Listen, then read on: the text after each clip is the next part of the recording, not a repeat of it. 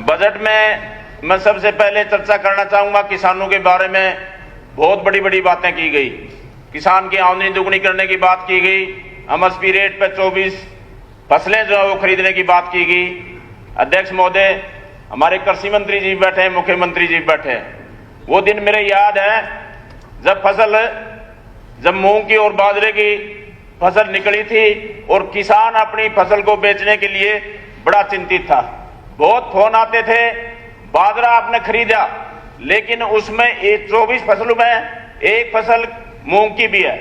एक भी दाना ना तो शिवानी मंडी में, ना लुहारू में और ना बहल मंडी में एक भी दिन मूंग का एक भी दाना नहीं खरीदा गया, जो कि मेरे को इस पर बड़ी हैरानी की बात है कि बड़ी मेजें तबाई गई, बड़ा गुणगान भी किया गया। और किसान खुशहाल कब होगा? जब उसकी एक एक दाना खरीदा जाएगा, उसको समय पर बीज मिलेगा, समय पर खाद मिलेगी और उसको समय पर उसकी फसल खरीदी जाए, एमएसपी रेट पर खरीदी जाए।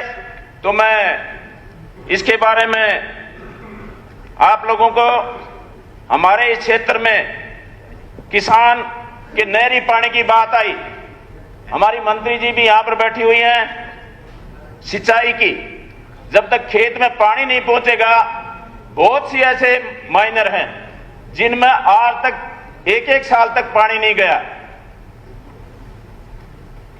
सबका साथ सबका विकास, ये बातें जब सार्थक होंगी जब किसानों के बारे में जो बातें कही गई हैं वो समय पर, चाहे पानी की बात आए, चाहे हमारे समय पर उनको बीज और खाद देने की बात आए।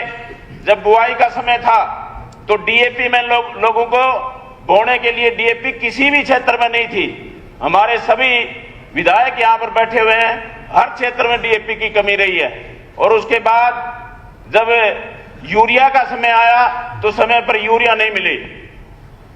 हमारे इस क्षेत्र में मैं आपके माध्यम से अध्यक्ष महोदय जी, आदरणीय मुख्यमंत्री जी को भी ध्यान दिलाना चाहूंगा कि हमारे क्षेत्र में 5 ब्लॉक हैं और 5 ब्लॉकों में नहरी पानी भी बहुत कम है और जल स्तर भी बहुत नीचे चला गया है।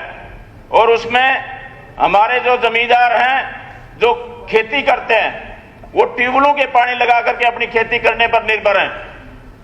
1000 जो हमारे बिजली की सिक्योरिटी 2019 और 20 में भरी थी, जो कि आज तक उन किसानों को बिजली का कनेक्शन नहीं दिया गया। तो मेरा निवेदन है, और वो भी एक एजेंसी को दिया गया। अध्यक्ष महोदय, 5 एक मंत्री जी को, माननीय मुख्यमंत्री जी ने घोषणा रखी 31 जुलाई 2023 तक हरियाणा प्रदेश के जिन किसानों ने सिक्योरिटी भर रखी है 10 किलोवाट तो सोलर से और 12.5 किलोवाट से बिजली से कनेक्शन हरियाणा प्रदेश में देंगे।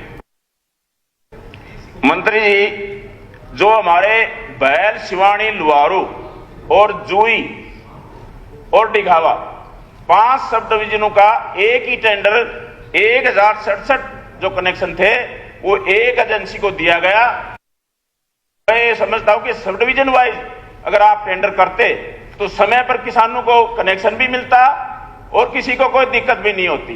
एक आदमी 1067 कनेक्शन करने में मैं समझता हूं कि जो उसका समय दिया गया है, मैंने कल ही एक्शन साहब से पूछा था, उसका समय अप्रैल का दिया गया है, जो कि बहुत कनेक्शन अभी तो किसी के पोल भी नहीं पड़े।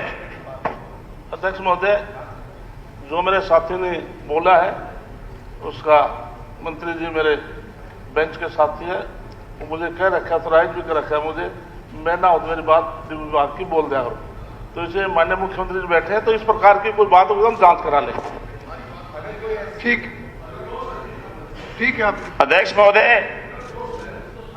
अगर मैं बात करूं शिक्षा की, शिक्षा के ऊपर बजट आपने बढ़ाया, लेकिन मैं ध्यान दिलाना चाहता हूं, हमारे जो पूरे हरियाणा प्रदेश में सबसे ज्यादा ध्यान देने की बात यह है कि जो भी स्कीम अधूरी पड़ी है, चाहे वो शिक्षा का कोई हमारे कॉलेज की बिल्डिंग थी, चाहे हमारे कोई आदरणीय शिक्षा मंत्री जी सामने बैठे हुए हैं, चाहे कोई स्कूल, ऐसे उदाहरण हैं मेरे पास कि 2004 साल से मंत्री जी प्राइमरी स्कूल फरटिया ताल का 4 साल से उस बिल्डिंग को तोड़ दिया गया था, लेकिन आज तक वहां पर वो कमरे बन के तैयार नहीं हुए। वो बच्चों को बैठने के लिए आंगनबाड़ी का शायद 2 कमरे बने, उनमें आज तक वो बैठते हैं। चाहे कुड़लबास की बात करो, चाहे मैं शिक्षा के क्षेत्र की बात करूं, तो हमारे क्षेत्र में चाहे बैल शिवानी जो लड़कियों के कॉलेज है, उनमें वहां पर शिक्षक, वहां पर प्रिंसिपल, उनकी भी बहुत ज्यादा कमी है। तो मेरा आपके माध्यम से निवेदन है कि भाई इसमें शिक्षा जो हमारे जीवन के लिए सबसे जरूरी है, उस पर भी आप ध्यान देने का काम करें। बात करूं तो हमारे क्षेत्र में पहले भी मैं सुबह जब मेरा प्रश्न लगा था उसमें मैंने बोला था, और वहां पर स्टाफ के साथ साथ आदरणीय मंत्री जी भी यहां पर बैठी हुई है। आपके माध्यम से मैं रिक्वेस्ट करना चाहूंगा कि वहां पर डॉक्टर कम हैं, लेकिन उनमें किसी भी अस्पताल में कोई भी मशीन नहीं है, तो उसमें आपसे निवेदन है आपके माध्यम से कि भाई उनमें कम से कम एक्सरे मशीन, अल्ट्रासाउंड मशीन, जो जरूरी मशीनें हैं वो भी वहां पर भिजवाने का अगर काम करोगे तो हमारे क्षेत्र में स्वास्थ्य सेवाएं ठीक हो सकेंगी। अगर मैं बात करूं आदरणीय अध्यक्ष महोदय, हमारे क्षेत्र में रोड, हमारा क्षेत्र राजस्थान प्रदेश से लगता हुआ पूरा क्षेत्र पड़ता है सर। 100 किलोमीटर की लंबाई है, सुहासड़ा से लगाकर और बड़ुआ हिसार में घुस जाता है। तो उसमें 3 रोड ऐसी हैं जो कि राजस्थान प्रदेश को जोड़ती हैं, और उसमें बार बार यही डिमांड आती है कि भाई कम से कम इन रोडों को 4 लेन अगर बढ़ा दिया जाए, सड़कों को भाई, हाँ ये पहले भी एक बात आई थी मंत्री जी कि भाई रोड नहीं उसको सड़क बोला जाए। नहीं, या तो रोड बोल लो या सड़क बोल लो, या रोडो मत बोलो, रोडो बोल लो तो फिर सड़कों बोलो। चलिए, थैंक यू। सड़क बोल देते हैं जी। NHAI की रोड है वो 709 पड़ता है सर, 709 जो कि राजस्थान को जोड़ता है, और वो बहुत पुरानी डिमांड है सर। उसके लिए मैं आदरणीय मुख्यमंत्री जी से भी और मंत्री जी से भी निवेदन करता हूं कि 2-3 रोड हैं, भिवानी से लुहारो और शिवानी से लुहारो, और एक हमारी रोड बैल से होते हुए सीधा जुप्पा को जोड़ती है, जो कि आपने जोड़ने का जो काम करती है। तो उसके लिए मैं आदरणीय मुख्यमंत्री जी से आपके माध्यम से निवेदन करता हूं। और हमारे इस क्षेत्र में सर, हमारे गांव की आबादी का ऐसे ऐसे गांव हैं जहां पर 50% आबादी खेतों में, ढाणियों में रहती है। मंत्री जी ने पीछे भी बताया था कि 3 क्रम और 4 क्रम के रास्ते पक्के बढ़ा दिए जाएंगे। तो आपके माध्यम से मैं निवेदन करना चाहूंगा कि हमारे जो ढाणियों के जो रास्ते हैं, 3 और 4 क्रम के जितने भी रास्ते हैं, उनको जल्दी से जल्दी पक्का करवा दिया जाए, जिससे कि बारिश के टाइम उनको आने जाने में बड़ी दिक्कत रहती है। स्पीकर साहब, पहले तो एक संशोधन है, मैं जल्दबाज में पहले 10 HP बोल गया, BHP है 10 और 12.5, उसके लिए थोड़ा वो किया जाए।